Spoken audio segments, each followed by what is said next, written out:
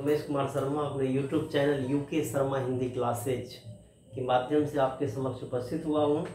आज जो विषय लेकर के मैं आपके सामने उपस्थित हुआ हूँ वो सर्वथा नया, मौलिक और अत्यंत उपयोगी है।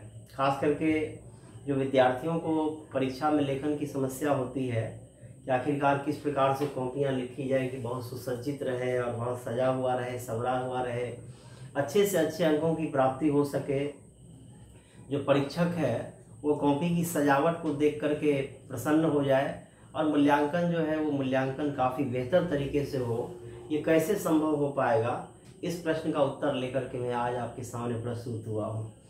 आप देख रहे हैं कि हमारे ये इस ओर जो ये सारे बिंदु लिखे हुए हैं, इसे आप नोट कर लेंगे। वैसे डिस्क्रिप्शन बॉक्स में भी हमने इसे लिख दिया है और आप देखेंगे कि वो जो हमारा जब आप लिंक खोलेंगे तो उसमें ये सारी चीज़ें लिखी हुई आपको मिल जाएगी। आप यहाँ से भी नोट कर सकते हैं। आप देख रहे हैं कि कुल मिलाकर के मैंने 11 बिंदुओं का उल्लेख किया है कि अपनी कॉपियों को सजावट के साथ प्रस्तुत करने के लिए, प्रेजेंट करने के लिए इन 11 बिंदुओं का ध्यान रखना अनिवार्य है। हम इन तमाम बिंदुओं की व्याख्या करेंगे और आप सोच लीजिए कि आप आज तक जो परीक्षा देते आ रहे हैं उन परीक्षाओं में आपने निश्चय ही इनमें से कई बिंदुओं को ध्यान में नहीं रखा होगा। आज के बाद जब आपकी लिखित परीक्षा जब भी आप देंगे तो आप इन बिंदुओं का ध्यान रख करके अपनी बेहतर प्रस्तुति दे सकते हैं और जितना आप करते आए हैं उससे आप बहुत ही बेहतर करेंगे, ये मुझे उम्मीद है, मुझे विश्वास है। तो इसी आशा और विश्वास के साथ हम चलते हैं आज के इस व्याख्यान पर। आप सबों से निवेदन मैं आरंभ में ही करूँगा कि आप सारे लोग हमारे चैनल को सब्सक्राइब करेंगे, लाइक करेंगे, शेयर करेंगे और लगातार कमेंट करेंगे, जिससे हम आपकी सेवा में निरंतर उपस्थित होते रहेंगे, कई विषयों को लेकर के आते रहेंगे। तो आज ये सर्वथा छात्र उपयोगी और न केवल किसी सीमा रेखा, किसी खास वर्ग के लिए, किसी खास विषय के लिए यह व्याख्यान नहीं है, बल्कि उन तमाम विद्यार्थियों के लिए, पूरे देश के उन विद्यार्थियों के लिए यह व्याख्यान है जो लिखित परीक्षा में सम्मिलित होते हैं और लिखित परीक्षा में बेहतर नहीं कर पा रहे हैं। उनके पास जो कलात्मक लेखन है उसका ज्ञान नहीं है। इसलिए तमाम विषयों के और तमाम वर्गों के छात्र के लिए ये अत्यंत उपयोगी है। इसलिए आप सारे लोग इस वीडियो को जरूर देखें और आरंभ से लेकर के अंत तक देखें। हो सकता है कि ये वीडियो थोड़ा सा बड़ा हो जाए, लेकिन यह वीडियो आपके लिए बहुत ही उपयोगी होगा। हो सकता है कि आपके जीवन में एक बड़ा सा परिवर्तन यह ला दे, इसलिए आप जरूर इसे देखें। हम चलते हैं आपको लिए हुए आज के विषय पर। परीक्षा में ऐसे सजाएं कॉपियाँ, जो ये टॉपिक रखा गया है कि किस प्रकार से आप कॉपी को सुसज्जित तरीके से प्रस्तुत कर सकते हैं। कहा जाता है कि सुंदर आदमी को थोड़ा सा आप सजा दें तो वो और भी सुंदर हो जाता है, और अगर आप असुंदर आदमी को कितना भी सजाने की कोशिश करें तो वो सुंदर नहीं बन पाएगा। इसीलिए जब आप अपनी कॉपियों को प्रस्तुत करते हैं, जिसमें आप उत्तर पुस्तिका में जब आप उत्तर को लिखते हैं, खास करके लिखित परीक्षाओं में, तो इस प्रकार से सजा हुआ, संवरा हुआ लगना चाहिए कि वो किसी को भी आकर्षित कर ले। जिस प्रकार से भोजन बहुत सुंदर हो, लेकिन वह भोजन अगर बेहतर तरीके से परोसा नहीं गया हो, गटमट तरीके से परोस दिया गया हो, तो वो खिचड़ी टाइप हो जाता है। इसीलिए भोजन केवल स्वादिष्ट हो, सुंदर हो, बहुत सारे व्यंजनों का प्रयोग हो, यह काफ़ी नहीं है, बल्कि इन व्यंजनों को व्यवस्थित तरीके से परोसा गया हो, यह काफ़ी होता है। इसीलिए आप यह देखेंगे कि आपके पास जो ज्ञान है, जो कला है, जो कौशल है, जिसे आपने अर्जित किया है, उसे आप कैसे बेहतर तरीके से परीक्षा में प्रयोग कर पाएंगे और कैसे आप उत्तम से उत्तम तरीके से मूल्यांकन के आधार पर उसकी कसौटी पर खड़े उतर सकेंगे। आज के व्याख्यान में आप इसे जानेंगे। तो परीक्षा में ऐसे सजाएं अपनी कॉपियाँ, तो इसमें आप देखेंगे सबसे पहले चौथाई छोड़ना। चौथाई सारे लोग छोड़ते हैं। अब सवाल यह है कि कुछ लोग यह नहीं समझ पा रहे हैं कि चौथाई छोड़ते ही क्यों है। कई बच्चों ने हमसे भी प्रश्न पूछा कि सर चौथाई छोड़ते क्यों है, इसकी क्या ज़रूरत पड़ती है, अगर न छोड़ा जाए तो क्या होगा। याद रखें कि चौथाई विद्यार्थी छोड़ते हैं परीक्षक के लिए, उसी में मूल्यांकन किया जाता है, उसी में कमेंट किया जाता है। आपने अच्छा लिखा या आपने बुरा लिखा है, उसकी प्रतिक्रिया उसी में होती है। इसलिए जब भी आप लिखें तो लिखने में एक आदत में आप इसे सम्मिलित कर लें कि आप जरूर चौथाई छोड़ें। चाहे घर में लिखें, बाहर लिखें, परीक्षा के लिए लिखें, किसी को पत्र लिखें, आवेदन लिखें, हर एक जगह पर चौथाई की आवश्यकता होती है। पर चौथाई को लेकर के एक गलत अवधारणा लोगों में फैली हुई है कि अक्सर जिस प्रकार से मेहमानों को जब लोग गेहूं की रोटियां परोसते हैं तो परोसते समय उसे 4 भाग में मोड़ देते हैं, मोड़ करके थाली में डालते हैं। ऐसा नहीं करना है। कई लोगों को मैंने देखा कि वो उसी रोटी के समान 4 भाग में कॉपियों को मोड़ करके और उसकी अच्छी से जताई कर देते हैं। ऐसा नहीं करना है, क्योंकि जब आप इस तरह का करते हैं तो 2 स्केच जो बीच में लगता है, वह स्केच जो 2 निशान बीच में लग जाते हैं, वो तो सर्वथा आवश्यक थे। आपको बाईं ओर चौथाई छोड़नी थी, दाईं ओर की इतनी बाध्यता नहीं थी, पर दाईं ओर आप इसलिए कर दिए कि जब आप पेज पलटेंगे तो वह 1 चौथाई के रूप में काम करेगा। पर सवाल यह है कि बीच में जो 2 निशान लगे हैं, जिसे आप रोटी की तरफ मोड़ दिए, तो वो निशान का क्या होगा, उसका क्या प्रयोजन है? उससे जो क्षति होती है वह यह क्षति है कि जब भी आप लिखने की कोशिश करेंगे तो लिखने के क्रम में जो आपका पेन है वो जरूर कुछ न कुछ उस जगह पर अटकेगा और आपकी जो लेखकीय सुंदरता है उसे वो क्षतिग्रस्त करेगा। इसलिए बेहतर है कि आप बाएं ओर और दाएं ओर चौथाई को छोड़ें, उसे अगर आप मोड़ें तो मोड़ दें। और सबसे बेहतर होता है कि आप एक स्केल रखें, आप एक पेंसिल रखें। और चौथाई का अर्थ होता है 1.25 इंच। जरूरी नहीं आप कॉपी अगर इतनी चौड़ी हो उसमें इतना चौड़ा चौथाई छोड़ दें, ये काफ़ी नहीं है, ये अच्छा नहीं है। बल्कि चौथाई का अर्थ होता है 1.25 इंच। जब आप परीक्षा में जाएं तो 1.25 इंच आपको चौथाई छोड़नी होती है। इसीलिए जितनी चौथाई छोड़ी जाती है उससे कम छोड़ा जाता है मूल रूप से। अक्सर मैंने देखा है कि कॉपियों का जो एक भाग होता है, एक चौथा भाग होता है, उसे छोड़ दिया जाता है। ये बहुत अनिवार्य नहीं, उससे कम छोड़ा जा सकता है चौथाई के रूप में, या आप चाहें तो एक भाग को छोड़ सकते हैं। उसमें ध्यान दिया जाता है कि आप पेंसिल से अगर निशान मार देते हैं, लगा देते हैं, तो निश्चय ही आपको कोई कठिनाई नहीं होगी और लेखन के क्रम में आपका जो स्पीड है वो बना रहेगा। बार बार आपका जो ध्यान है वो चौथाई पर नहीं आएगा, आपको बार बार इस पर नहीं आएगा कि हम यहाँ से स्टार्ट करें, हम यहाँ से स्टार्ट करें, ये नहीं आएगा। आप पेंसिल लगा सकते हैं बाईं ओर, फिर आप उल्टाएं तो दाईं ओर। चूँकि पहले ही कॉपियाँ मिल जाती है, आप ये सारा कारोबार आराम से कर सकते हैं। अपना नाम, अपना जो क्रमांक है, ये सब भर सकते हैं और आप चौथाई को चिन्हित कर सकते हैं, ताकि लेखन में कोई कठिनाई नहीं हो।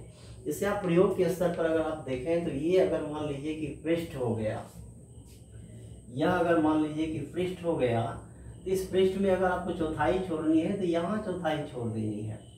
इतना आप चाहें तो इसमें पेंसिल से निशान लगा सकते हैं। और पेन जो दाईं तरफ लोग मोड़ते हैं, इसमें ज़रूरत नहीं है, आप यहाँ से लिखें। जब लिखना शुरू करते हैं, लिखते जाएं तो यहाँ तक तो आप आ ही सकते हैं, यहाँ चौथाई की कोई आवश्यकता नहीं पड़ती है। दूसरी बात है, एक और चीज़ मैं आपको इसी में लगे हाथ बता दूँ कि जब लोग पैराग्राफ में चौथाई का प्रयोग करने लगते हैं तो उसमें करते क्या है कि अक्सर अगर ये पंक्ति चलते चलते यहाँ समाप्त हुई है तो अगला लाइन जो है वो यहाँ से आदमी स्टार्ट करता है, यहाँ से स्टार्ट करता है। ये एकदम गलत तरीका है। जब भी आप चौथाई छोड़ें तो 1 चौथाई आपने छोड़ दिया, वहाँ से आपने लिखना शुरू किया, और उसके बाद अगर आप कर रहे हैं, अगर आप दूसरा लाइन छोड़ रहे हैं, तो ये आते आते अगर यहाँ समाप्त हुआ है तो यहाँ खत्म हो, यहाँ हो, यहाँ हो, उससे कोई मतलब नहीं है। आपको हमेशा इतना ही फिर छोड़ देना है, 1.25 इंच फिर छोड़ देना है, और फिर यहाँ से अपना आपको यहाँ से लिखते जाना है, यहाँ से लिखते जाना है। ये मान लीजिए यहाँ खत्म हो गया तो भी आपको यहाँ से लिखना स्टार्ट करना है। इसलिए चौथाई में आप हमेशा ध्यान रखें कि चौथा भाग छोड़ा जाता है और दोनों तरफ उसे छोड़ने की आवश्यकता नहीं पड़ती है। कुछ लोग एकदम ग्लास की तरह लिख देते हैं, दोनों तरफ से चौथाई छोड़ देते हैं। वो चाहते हैं कि अधिक से अधिक लिख करके हम कॉपियाँ भर लें, ये बेहतर नहीं है। चौथाई का मतलब है बाईं ओर छोड़िए, दाईं ओर आप पूरा लिखिए, फिर ब्रश उल्टाइए, फिर आप चौथाई छोड़िए। आगे आप देखेंगे तो दूसरा बिंदु है कवर पेज पर न लिखें। कवर पेज का मतलब है जो कॉपी आपको मिली है, जो उत्तर पुस्तिका आपको प्राप्त हुई है, उसका जो कवर पेज होता है, जिस पर आपने अपना पता भरा है, आपने अपना क्रमांक भरा है, आपने दिनांक भरा है, आपने विषय भरा है, आपने लिपि का नाम लिखा है, उस पृष्ठ पर जो शेष भाग कुछ रहता है आधी कॉपियों के बाद, कुछ लोग वहीं से उत्तर लिखना शुरू कर देते हैं।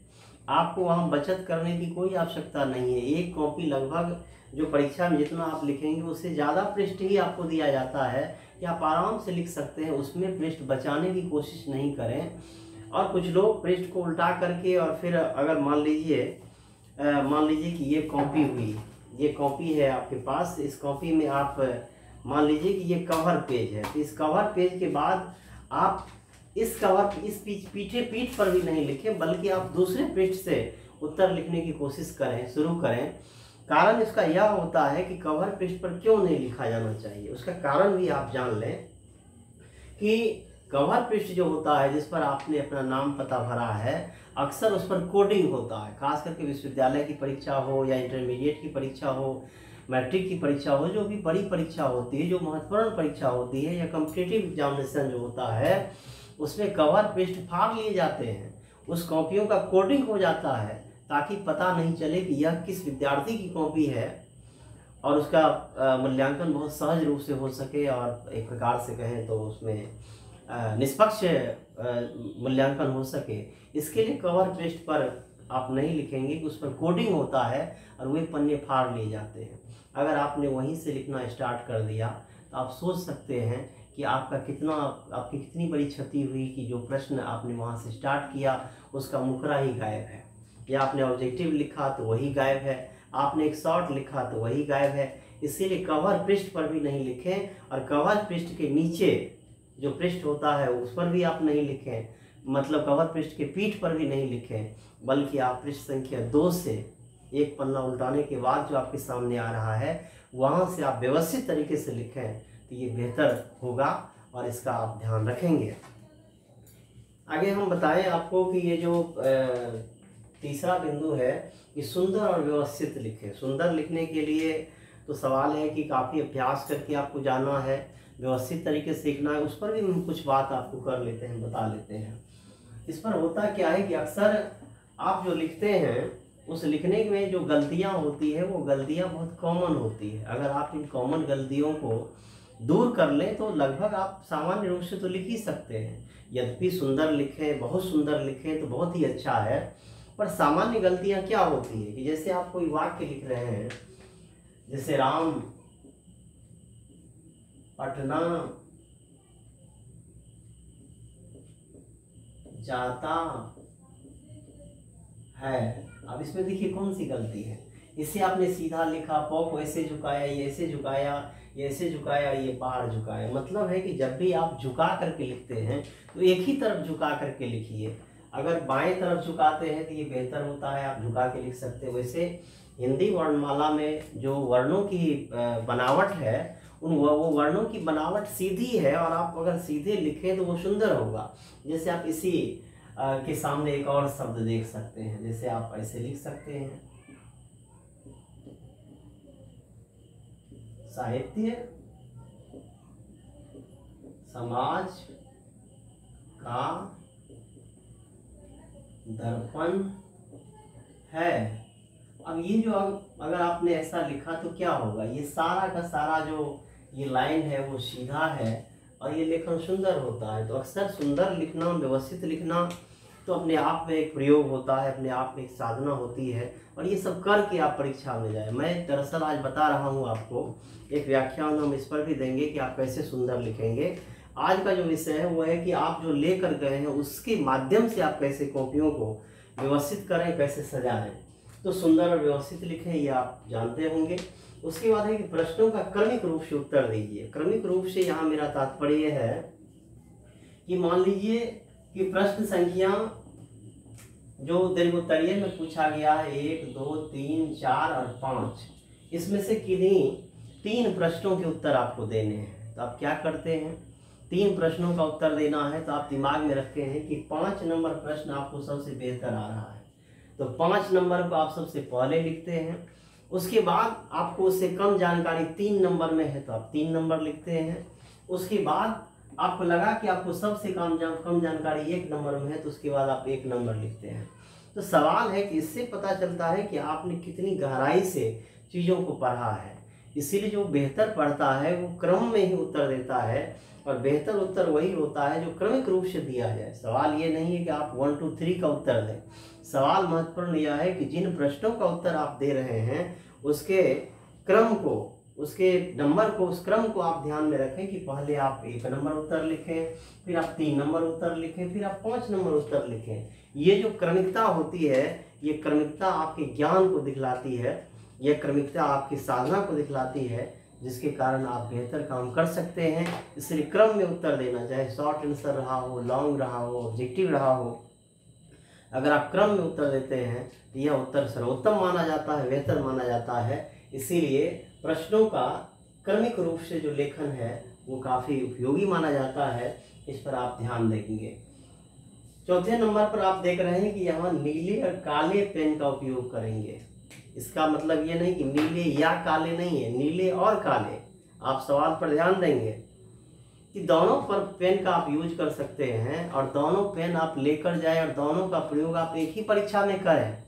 जब भी आप प्रश्न का उत्तर लिखते हैं तो वहाँ कुछ जब आप पंक्तियाँ लिखते हैं, कुछ बिंदु लिखते हैं, उसे आप दूसरे पेन से लिखें। जैसे अगर आप पूरा का पूरा उत्तर ब्लैक पेन से लिख रहे हैं, काली कलम से लिख रहे हैं, तो आप ब्लू पेन से उसके पॉइंट को दे सकते हैं, जिससे वो लेखन काफ़ी सुंदर होगा, काफ़ी व्यवस्थित लगेगा, काफ़ी अच्छा लगेगा। अक्सर इस पेन को लेकर के कंफ्यूज नहीं रहें। आप ब्लू पेन और ब्लैक पेन से आराम से उत्तर लिख सकते हैं।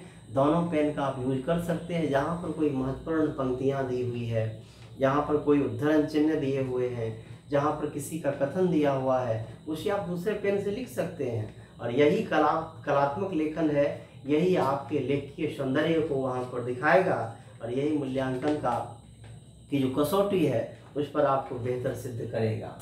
उसके बाद है कि प्रश्नोत्तर को बिंदुवार लिखें और शब्द सीमा का ध्यान रखें।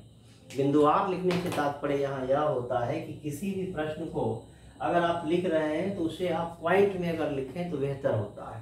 हालांकि शॉर्ट आंसर जो होता है, जो लघुत्तरीय प्रश्न होते हैं, उसे पॉइंट में लिखना संभव नहीं है, उसे आप पॉइंट में नहीं लिखें, उसे आप यूं ही लिखें। लेकिन दीर्घ उत्तरीय, जिसे आप 3 पृष्ठ में लिखते हैं, 2 पृष्ठ में लिखते हैं, 4 पृष्ठ में लिखते हैं, 6 पृष्ठ में लिखते हैं, उसमें अगर पॉइंट रहे, उसमें अगर बिंदु रहे तो बेहतर माना जाता है। और पॉइंट कैसे लिखना है, यहाँ आप ध्यान देंगे कि जैसे आपने प्रश्न का उत्तर लिखा है, आपने इंट्रो दिया है, उसके बाद इंट्रो क्या है मैं आगे बताऊंगा। आप यहाँ 1 नंबर दें और यहाँ मान लीजिए कि लिखा आपने सामाजिक, तो सामाजिक अगर आपने लिखा और यह आपका एक बिंदु है, फिर आपने राजनीतिक लिखा और यह आपका एक बिंदु है, आपका यह एक पॉइंट है, तो उसके बाद आपको क्या करना है, यहाँ ये निशान देना है, ये देना है। और इस पॉइंट के बाद आपको लिखना यहाँ से स्टार्ट नहीं करना है। जब भी आप यहाँ से लिखते हैं तो आपका ये गुम हो जाता है। आप जो पॉइंट दिए हैं, एक तो दूसरी कलम से पॉइंट दें तो ज़्यादा बेहतर होगा, उसे आप अंडरलाइन कर दें तो और भी बेहतर होगा। और साथ में इस पॉइंट का विश्लेषण आप यहाँ से स्टार्ट करें, यहाँ से स्टार्ट करें और फिर यहाँ तक आ जाएं, आते जाएं, आते जाएं। और इस तरह से आप अगर लिखते हैं तो ये बेहतर उत्तर माना जाता है। मतलब है कि जो पॉइंट आपने निर्धारित किया है वह एकदम स्पष्ट आईने की तरह दिखेगा। अंधा आदमी भी समझेगा कि आपने कौन सा पॉइंट दिया है और वो किस रूप में विश्लेषित है। इसीलिए पॉइंट देने के क्रम में, बिंदु देने के क्रम में आप ध्यान रखें वह स्पष्ट रूप से हो और लिखें आप उसके नीचे, ताकि वह स्पष्ट दिखे। उसके बाद शब्द सीमा का ध्यान रखें। अक्सर शब्द सीमा के कारण भी लोग परेशान हो जाते हैं कि जिस शॉर्ट आंसर को लिखना है 125 शब्दों में, 150 शब्दों में, 200 शब्दों में, उसको लोग लिख रहे हैं 3 पन्ने में, और जो लॉन्ग लिखना था उसे लिख रहे हैं 10 पन्ने में। ये गलत है। शब्द सीमा का ध्यान रखें। जो डिमांड आपसे किया जा रहा है आप उसी सीमा में रहें। अगर शॉर्ट आंसर आपसे 100 शब्दों में पूछा जा रहा है तो आप 80 से लेकर के और 120-25 तक जा सकते हैं। इसमें कोई गलती नहीं है, बल्कि आप ये करें तो बेहतर होगा, समय भी बचेगा और आप व्यवस्थित तरीके से चीज़ों को प्रस्तुत भी कर सकेंगे। इसीलिए शॉर्ट आंसर और लॉन्ग आंसर की जो अपनी सीमा रेखा है शब्दों की, उसे भी ध्यान में रखें तो आप बेहतर उत्तर लिख सकते हैं। उसके बाद है अगला कि महत्वपूर्ण बिंदुओं को अंडरलाइन करें। अक्सर लोग घबराते हैं, डरते हैं कि हम उसमें अंडरलाइन कर सकते हैं या नहीं कर सकते हैं। केवल असाइनमेंट वगैरह जो आपको प्रस्तुत करना है सामने से, उसी में अंडरलाइन करने की छूट नहीं होती। जब आप परीक्षा में जाते हैं, वहाँ मान लीजिए कोई कोटेशन है, किसी की पंक्तियाँ हैं, कोई चीज़ें आपने उद्धृत किया है, तो उसे आप अंडरलाइन कर दें। उससे क्या होगा, अगर एक पन्ने में आपने 5-7 लाइन को अंडरलाइन कर दिया है तो क्या होगा, आईने की तरह वो कॉपी दिखेगी। और जब परीक्षक आपकी कॉपी को देखेगा तो वो अंडरलाइन वाला, चूँकि बहुत गंभीरता से कॉपियाँ पढ़ी नहीं जाती है, अंडरलाइन अगर किया हुआ रहेगा उन पंक्तियों पर, अगर ध्यान चला गया, ध्यान तो जाना ही, चूँकि ध्यान दिलाने के लिए आपने अंडरलाइन किया है, चला गया और उसे आपने बेहतर तरीके से लिखा है, तो परीक्षक पर एक प्रकार से सकारात्मक प्रभाव पड़ता है और मूल्यांकन काफ़ी बेहतर होता है। इसलिए परीक्षा में जब भी आप लिखित में लिख रहे हों तो आप गंभीर चीज़ों को अंडरलाइन करें। किसी का स्टेटमेंट हो, कोई खास शब्द हो, या आप मान लीजिए कि मनुष्य एक सामाजिक प्राणी है, आपने बीच में लिखा, उसे अगर आप अंडरलाइन कर देते हैं तो क्या जाता है आपका, वो साफ दिखेगा आईने की तरह कि इस चीज़ को आपने यहाँ प्रयोग किया है, और वो परीक्षक मूल्यांकन के क्रम में उस चीज़ को ध्यान में रखेगा कि आपने इस बेहतर लाइन का प्रयोग यहाँ पर किया है। अगर आप इन चीज़ों को उसी में लिख देते हैं, अंडरलाइन नहीं करता है, तो आपकी ये बेहतर चीज़ें सरलता खो जाएगी और उसका सही मूल्यांकन नहीं हो पाएगा। इसीलिए आप अंडरलाइन महत्वपूर्ण शब्दों को, महत्वपूर्ण वाक्यों को आप जरूर कर दें तो आपके लिए बेहतर होगा। आगे है कि आवश्यकता अनुसार अनुच्छेद में परिवर्तन करना चाहिए। इसे पैराग्राफ कहा जाता है अंग्रेजी में। दरअसल जहाँ विचार बदल जाते हैं, अगर आप पॉइंट में नहीं लिख रहे हैं, वैसे तो पॉइंट में लिखें तो ऑलरेडी पैराग्राफ बदल जाता है। अगर पॉइंट में आप नहीं लिख रहे हैं, आप शॉर्ट ही लिख रहे हैं, मान लीजिए कि किसी चीज़ में आपने सामाजिक चीज़ों का वर्णन किया है और अब आपको राजनीति का उल्लेख करना है, तो आप पॉइंट को बदल देंगे। मतलब है कि आप पैराग्राफ अनुच्छेद का परिवर्तन कर देंगे। उससे भी कॉपियाँ आईने की तरफ झलकती रहती है कि पढ़ने वाला आदमी स्वतः समझ जाता है कि आपके विचार यहाँ से बदल गए, आपने यहाँ से दूसरे विचार की प्रस्तुति की है, और इस प्रकार से आपके इस उत्तर में कई प्रकार के विचार हैं, कई आयाम है इस उत्तर में। इसलिए जब आयाम बदलते हैं, विचार बदलते हैं, धारणाएं बदलती है, कॉन्सेप्ट बदलते हैं, तो निश्चय ही वहाँ पर अनुच्छेद का परिवर्तन अपेक्षित होता है, और अनुच्छेद का परिवर्तन हर स्थिति में होना ही चाहिए जहाँ उसका उपयोग सही रूप से होता है। प्रत्येक प्रश्नोत्तर में आमुख और निष्कर्ष दें। आमुख शब्द का प्रयोग किया जाता है, जिसके लिए अंग्रेजी में इंट्रो शब्द है। इसे आप चाहे तो भूमिका कह सकते हैं। किसी भी प्रश्न का उत्तर जब आप लिखते हैं तो उसमें एक आमुख लिखा जाता है। मतलब है कि उस आमुख में आप बेहतर से बेहतर शब्दों का, वाक्यों का चयन करते हुए एक प्रकार से कहें तो व्यवस्थित तरीके से उस प्रश्न का उत्तर स्टार्ट करते हैं। और इसमें ध्यान दिया जाता है कि जब कोई भी आदमी आपका आमुख पढ़ ले, इंट्रो पढ़ ले, जो प्रथम पैराग्राफ जो होता है, जो प्रथम अनुच्छेद होता है किसी उत्तर का, उसे पढ़ करके लगे कि अब कुछ पढ़ने की जरूरत ही नहीं है, आपने लगभग तमाम चीज़ों को उसमें समाविष्ट कर दिया है। उसके आगे जो आप लिखेंगे वो तो आप उन चीज़ों को खोलेंगे, उसमें आप चाबी लगाएंगे और अन्य चीज़ों को खोल करके उसे आप विश्लेषित करेंगे, उसका आप विवरण देंगे। पर सारी की सारी चीज़ों की जो मूल चीज़ें हैं वो आपके इंट्रो में है। इंट्रो को पढ़ करके शेष चीज़ों को पढ़ने की कोई ज़रूरत नहीं पड़नी चाहिए। इसलिए इंट्रो लिखने के क्रम में घटनाएं कब हुई, क्या हुई, कैसे हुई, कौन उससे संबंधित है, सारे चीज़ों का जवाब वहाँ मिल जाना चाहिए। इसलिए इंट्रो अर्थात आमुख, अर्थात जो भूमिका है किसी भी प्रश्न का, उसे आप बेहतर तरीके से लिखें तो एक बेहतर उत्तर संभव हो सकता है। उसके आगे आप देख रहे हैं कि निष्कर्ष भी लिखना होता है। निष्कर्ष जो लिखा जाता है यही आपकी मौलिकता है, यही आपकी आइडेंटिटी है, यही आपकी पहचान है। आपने जो पढ़ा है, पढ़ करके आप उन चीज़ों पर क्या सोचते हैं। केवल विद्वानों के उद्धरण को सजा देना बेहतर उत्तर नहीं होता है, बल्कि बेहतर उत्तर लिखने के क्रम में आप आमुख लिखें, व्यवस्थित तरीके से चीज़ों का विश्लेषण करें और एक सुंदर सा निष्कर्ष दें। वो निष्कर्ष जो निष्पक्ष रूप से प्रतिपादित किया गया हो, वह विचार निष्कर्ष में दें जो आपने सोचा है। वे शब्द आपके होने चाहिए, वे भाव आपके होने चाहिए, वे सारी की सारी धारणाएं आपकी होनी चाहिए जिससे आपने निष्कर्ष में प्रतिपादित किया है। निष्कर्ष को पढ़ लेने के बाद सारी चीज़ें स्पष्ट हो जानी चाहिए। उसके आगे हम देख रहे हैं जो चीज़ें हैं कि उद्धरण चिन्ह और विराम चिन्हों का प्रयोग करेंगे। उद्धरण चिन्ह का मतलब होता है कि ये अंग्रेजी में इसको इन्वर्टेड कहा जाता है। इन्वर्टेड का प्रयोग दो तरीके से होता है और दो प्रकार के इन्वर्टेड का प्रयोग हम करते हैं। एकल उद्धरण जिसे हम सिंगल इन्वर्टेड कहते हैं। जब आप किसी रचना का नाम देते हैं तो आप सिंगल इन्वर्टेड का प्रयोग करते हैं। जब आप किसी आदमी के कथन को लिखते हैं, स्टेटमेंट को लिखते हैं, तो वहाँ पर डबल उद्धरण चिन्ह या कहें तो डबल इन्वर्टेड का प्रयोग किया जाता है। इसलिए सिंगल और डबल का ध्यान रखेंगे। सिंगल और डबल आप समझते होंगे। जैसे मान लीजिए कि ये एक शब्द है और यहाँ आपने सिंगल इन्वर्टेड दिया, और यहाँ एक शब्द है और या एक वाक्य है, तो यहाँ आपने डबल इन्वर्टेड किया। तो डबल और सिंगल का अपना अपना भेद होता है कि सिंगल इन्वर्टेड का प्रयोग अक्सर किसी शब्द विशेष में किया जाता है और डबल इन्वर्टेड का प्रयोग किसी कथन में किया जाता है, किसी विद्वान का स्टेटमेंट हो, किसी की पंक्तियाँ हो, तो वहाँ पर डबल इन्वर्टेड के प्रयोग किए जाते हैं। इसका आप ध्यान रखेंगे। उसके बाद है कि विराम चिन्हों के भी प्रयोग सही होने चाहिए।